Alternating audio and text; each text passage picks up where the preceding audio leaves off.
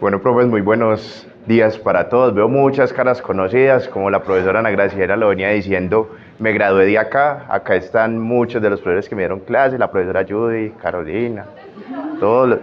Ay, a ver. ¿Mejor ahí? Ah, listo, ahora sí. Profesor John Freddy, el profesor Ángel, el profesor Alejandro, no, todos, muchas caras conocidas y siempre va a ser un placer volver a casa, siempre va a ser un placer volver a casa y que nos abran las puertas y nos reciban también. El día de hoy, pues, profes, vengo a hablarles de un tema que puede ser de mucho interés para todas las personas. A ver, alce la mano acá, ¿quién ha tenido alguna vez obligaciones financieras con bancos, cooperativas, cualquier entidad? ¿A quién le da pereza pagar deudas? ¿Quién entiende las deudas? Entonces, vamos a hablar de todo ese tema de las obligaciones financieras y específicamente de las dificultades financieras, que yo sé que es un tema que es muy común en Colombia por distintas razones y más en el gremio de ustedes que tienen un problema tan grande con el tema de las libranzas. ¿Quién ha tenido obligaciones a título de libranza? Listo, entonces vamos a hablar mucho de las libranzas y de los usureras, que son las entidades de las libranzas, y de cómo si tenemos una dificultad financiera, si en algún momento estamos cortos para pagar los créditos y las libranzas nos amarran, qué podemos hacer y qué nos ofrece específicamente el ordenamiento jurídico para solucionar estas dificultades. Entonces, este espacio lo quise titular Cómo salir de dificultades financieras con el régimen de insolvencia. Mi nombre es Johnny Rentería, soy egresado de acá del Pío 11 y director de una empresa llamada John Rentería y Abogados que nos dedicamos justamente a llevar este tipo de trámites y a representar deudores en este tipo de procesos. Entonces, ¿para qué sirve este régimen? Este régimen sirve principalmente para suspender embargos, excepto los embargos que se dan por alimentos, para suspender los procesos legales de cobro, es decir, si estás en un proceso de cobro coactivo con una entidad pública, si estás en un proceso judicial ejecutivo de cobro ante un juzgado, este proceso suspende ese cobro. Sirve para suspender los créditos de libranza, o sea, esos créditos que anteriormente se creía que eran por encima de todo, porque ese dinero no alcanza ni siquiera a entrar a la cuenta de ahorro del empleado cuando ya fue descontado lo que le pertenece al banco. Este proceso suspende el pago y abono automático de las libranzas. Sirve para sanear la mora, porque acá partimos de que es un deudor que está en dificultades financieras, entonces tiene obligaciones que no viene pagando, y sirve para que la persona entonces recupere la totalidad de sus ingresos, porque ya no le van a deducir ni libranzas ni embargos, y dar una solución definitiva a la totalidad de las deudas. Entonces, ¿para quién sirve?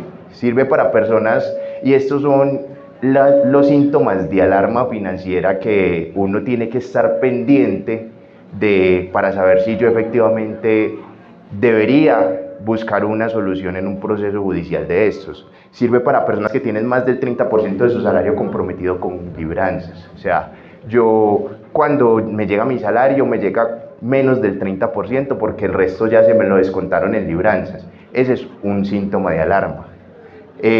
Tienen embargos, usted le llegó un embargo, es un síntoma de alarma financiera, algo podría estar mal. Tienes dos o más deudas en mora, algo podría estar mal. Paga las deudas, pero cuando llega a fin de mes llega con tarjeta de crédito, llega sobregirado. Este proceso le podría ayudar. Y tienen procesos judiciales de cobro en curso. Siguiente.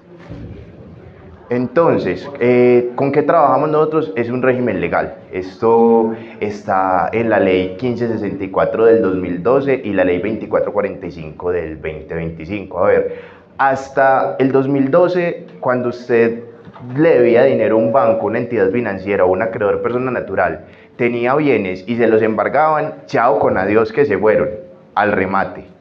Usted lo único que tenía que hacer era o paga o paga.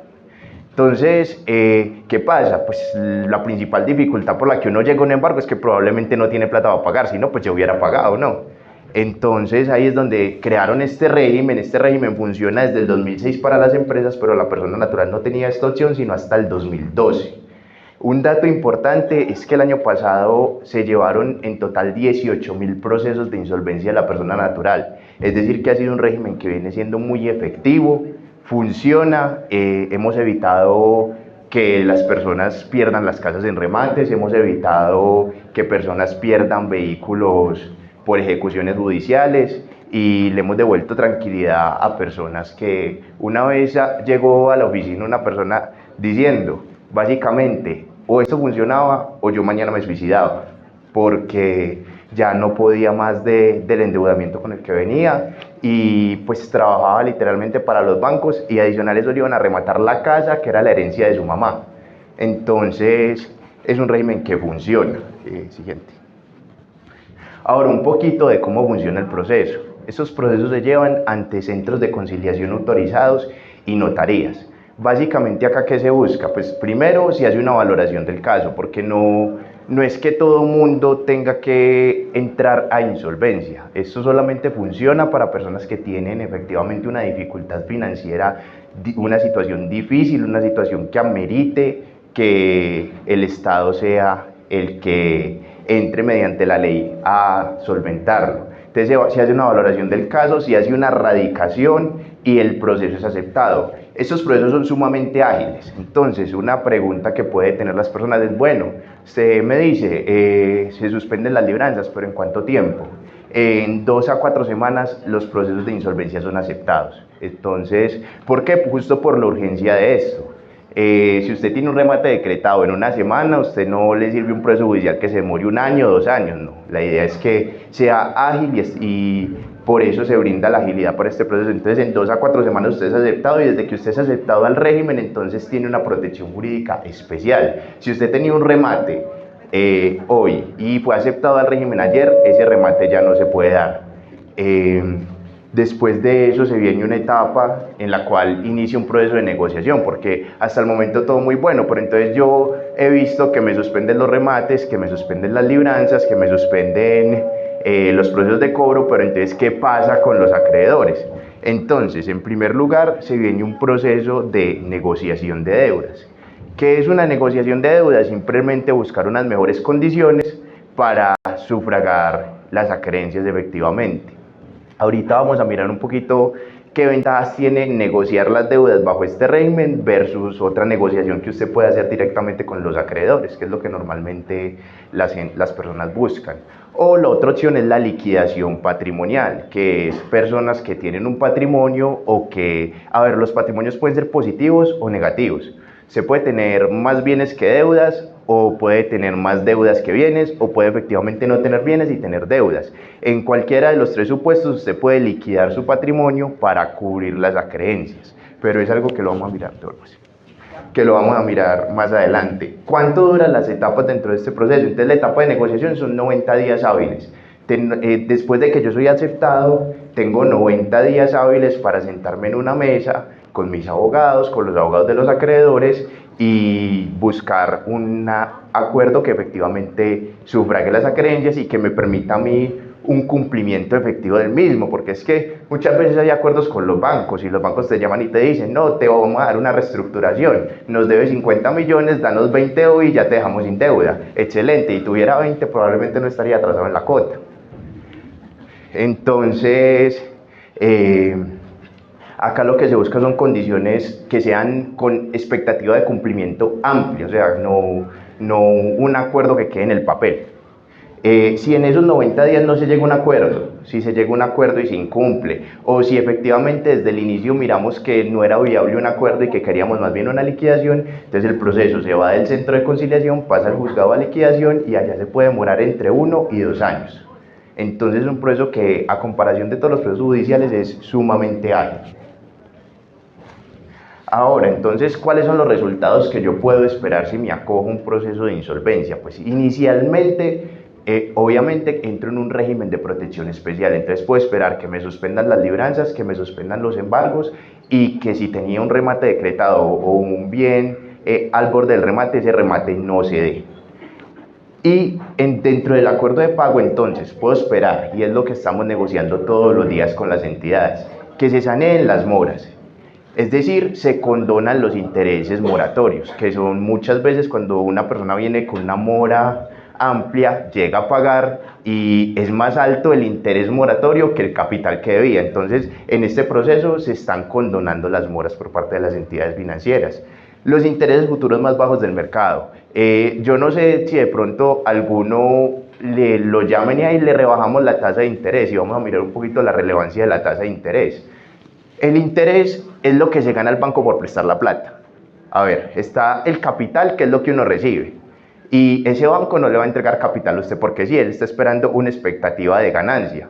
El interés es lo que se gana el banco. Entonces, mientras más bajo sea el interés, menos ganancia le estoy dejando yo al banco por esa plata.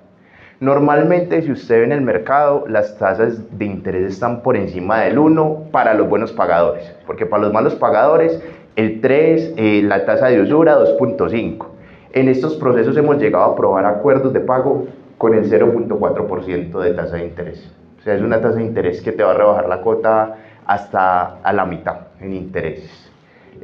Plazos entre 60 a 120 meses, es decir que si normalmente los plazos más amplios que se dan en un crédito de libre inversión son 60 meses, acá hemos logrado llevárnoslo a 120 meses para que efectivamente ese deudor insolvente pueda tener la capacidad de pago. Tuvimos un cliente, por ejemplo, que venía con unas cuotas de 7 millones mensuales. Después de que le aplicamos el acuerdo de pago, bueno, porque insolvencia no es pobreza, insolvencia es simplemente esta persona entró en insolvencia porque se ganaba 15 millones de pesos, le dijeron para poder seguirlo teniendo acá no le podemos pagar 15, le vamos a empezar a pagar 12, ya no le daba. Y entonces venía pagando 7 millones de pesos, entró el proceso de insolvencia porque venía en mora, tenía un vehículo a punto de remate, le suspendimos el remate del vehículo y quedó pagando 3 millones de pesos mensuales y si no aumentó el tiempo, simplemente con la tasa de interés. Se le logró la mejor tasa de interés y ya. Estos acuerdos de pago tampoco se sugestionan a lo que cada entidad quiera, sino que acá esto funciona con ley de mayorías. Entonces, acá van a haber varios bancos sentados y cada uno va a tener un capital invertido. ¿Quiénes mandan acá? Los que más capital invertido tengan, porque acá se funciona con mayorías. Entonces, puede que 3 bancos quieran y uno no, pero si los 3 bancos votan positivo y quieren, el otro se obliga a la voluntad del resto, que no pasa si haces un acuerdo privado directamente con el banco.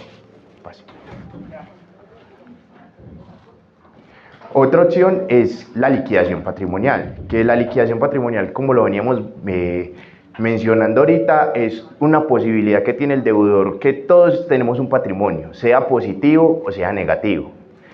Positivo cuando tengo más bienes que deudas, negativo cuando tengo más deudas que bienes. Entonces, yo puedo liquidar ese patrimonio que básicamente es, les pongo a los acreedores el patrimonio que hay, así no haya, si mi patrimonio sea pues en bienes cero, porque es un patrimonio negativo, y el juez efectivamente lo valora, se les exhibe y se les adjudica en prorrata a su acreencia.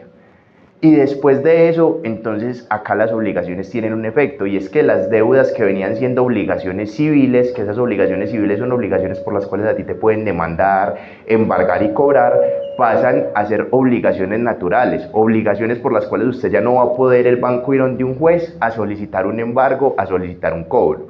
Entonces, en el efecto práctico queda a disposición de la persona si paga o no paga, porque si el banco ya no lo puede demandar, pues ya básicamente la creencia queda ahí, casi muerta, porque usted para qué le sirve tener un papel que no puede ir ante un juez a hacerlo efectivo.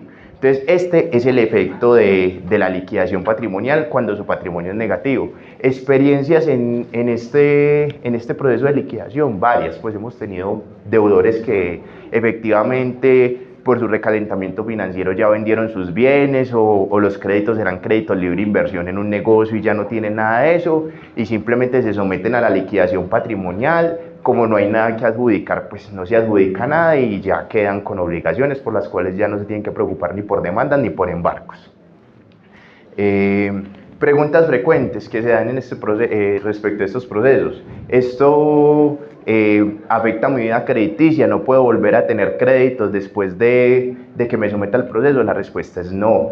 No es necesario que usted muera financieramente por entrar en un proceso de insolvencia, porque es que la insolvencia es justo el mecanismo de protección que equipara al deudor con el banco.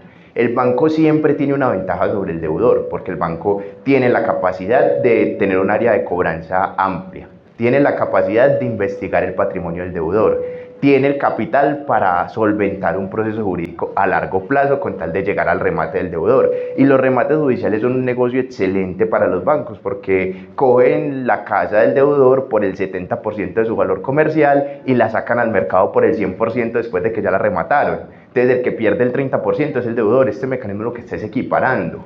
Usted puede ser hoy insolvente y en 2 años puede estar solvente. ¿Por qué? Estaba insolvente porque me fue mal en un negocio, después me fue bien. Estaba insolvente porque estaba desempleado, después conseguí empleo. Entonces lo que el banco siempre va a mirar es la capacidad de pago. Estos mecanismos no te matan financieramente. El único efecto que tiene es que si tienes un acuerdo de pago no te puedes volver a coger a la insolvencia, sino 5 años después, y si tienes una liquidación patrimonial no te puedes volver a coger a insolvencia, sino 10 años después de que se termine el proceso. Es decir, no lo puedes coger seguidamente de un mecanismo que te solucione endeudamiento.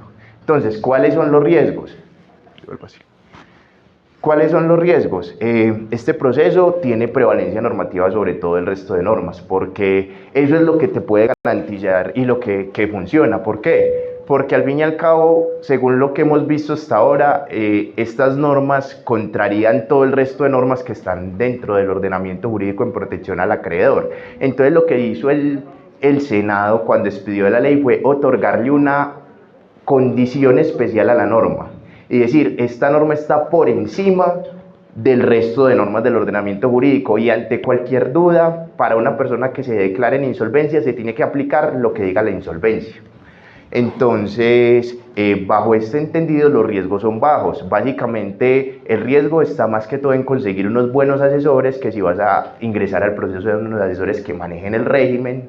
Este régimen es un régimen especialísimo, entonces acá es muy importante dar información veraz, es muy importante que los negocios que hayas tenido previo al régimen de insolvencia no sean negocios defraudatorios, es importante que efectivamente lo que plasmas en esa solicitud de insolvencia tengas el solvento probatorio con certificados de data crédito y demás para sostenerlo ante la mesa de acreedores, y ahí es donde juega el papel clave de un buen asesor en insolvencia. Entonces acá la recomendación es, si usted se quiere acoger al régimen, si necesita en este momento entrar a un mecanismo o en algún momento, busque un buen asesor.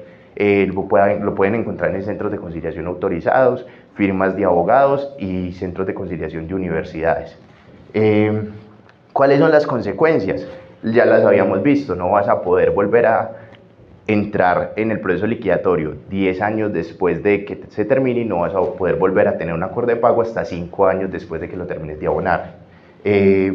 Otras preguntas, ya acá les dejo mi información por si en algún momento alguno tiene un amigo o quiere buscar estos mecanismos y quiere tenernos como asesores, estamos prestos siempre a ayudar a los... ayudar a los docentes. Llevamos muchos casos con docentes y nada, muchas gracias por el espacio. Acá tenemos una pregunta.